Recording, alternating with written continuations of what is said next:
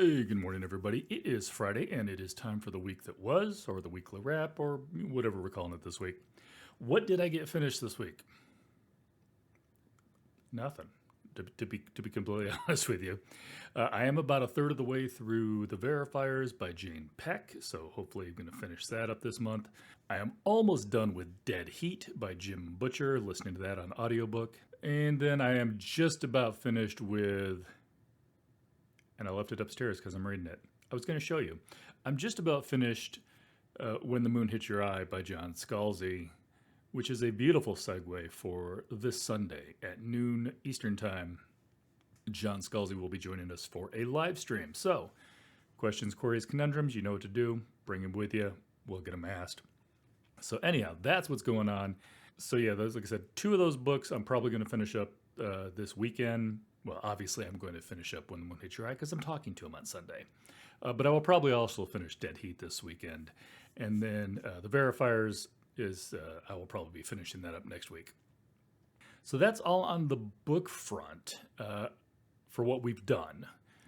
Obviously, big news. I'm sure everybody heard about it, but I can't go without mentioning it. Yes, Murderbot is supposedly coming to a screen near you, and by that I mean on your television. I know it's been announced previously, but I think there was finally some hard facts put down this weekend or this week. I know that Martha Wells had posted something on her Instagram, and if I find that, I'll put that up here real quick.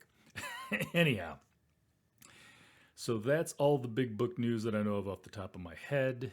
Obviously, Scalzi coming on this weekend's the big news for the channel. Gonna enjoy talking to him, and think that is pretty much that for book news. Movies, my wife and I watched Back in Action last night, which is Cameron Diaz's return to film. Everybody knows she took off some time to raise her kids. No arguments there. And yeah, so she and Jamie Foxx were back for another movie. It was over the top. It was a little silly. If you do watch it, you will notice that during an entire car chase, Jamie Foxx's seatbelt comes on and off, on and off, on and off. It's like, so who's working on the continuity here, people?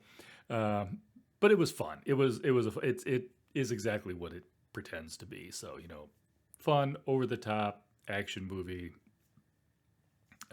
But yeah, anyhow, great cast though. By the way, I won't spoil anybody if you haven't already looked it up. But there's some characters in there played by people I wasn't expecting. So that is it on the movie front. TV shows, we are all caught up with The Pit.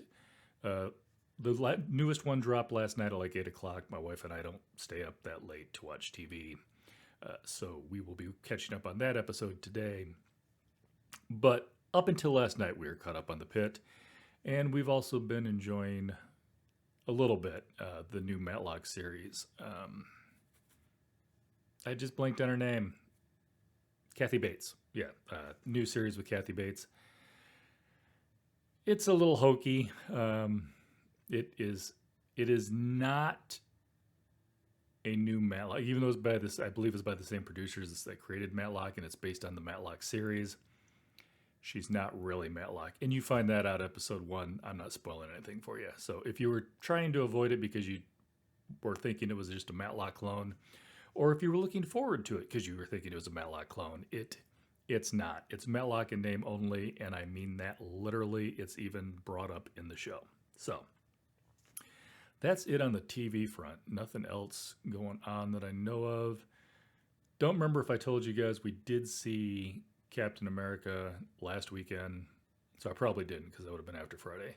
So we did see Captain America, the Brave and the Bold last weekend. Lower your expectations. It is solidly in the middle. There's some very good parts in it. There's some very parts in it. It was fun to see some characters come back that we hadn't seen in a while, but it definitely leaves some open-ended stuff. It's not Iron Man, but it's also not Quantumania. Sorry, Paul Rudd. That's probably the worst one so far. And I blame MODOK.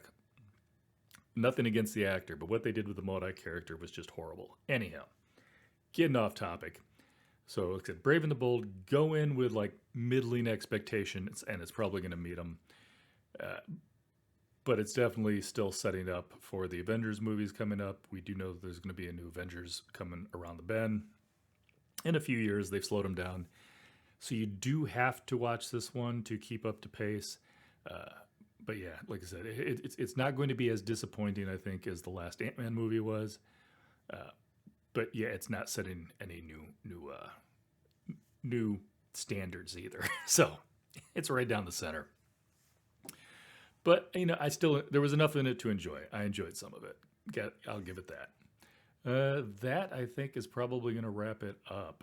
Yeah, I got John Scalzi this weekend. I've got, hopefully, I need to verify with him, Nat Cassidy coming up in April. Who's in March? I'm brain dumping. Oh, James J. Butcher will be here in March. And in March or April, we haven't set down a time yet. I think I got his book behind me. This isn't the one we're talking about, but where did it go? I moved it because I was looking at something. Dagnabbit. Michael Michelle, anyhow.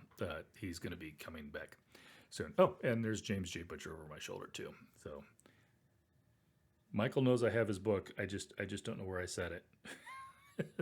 I got to clean up this place. It's getting a little. I've let it go during the winter. It needs some help before my wife comes in and offers to clean it for me. Anyhow, hope you guys have some great reads. Hope you're here Sunday for the interview, and I will catch you later.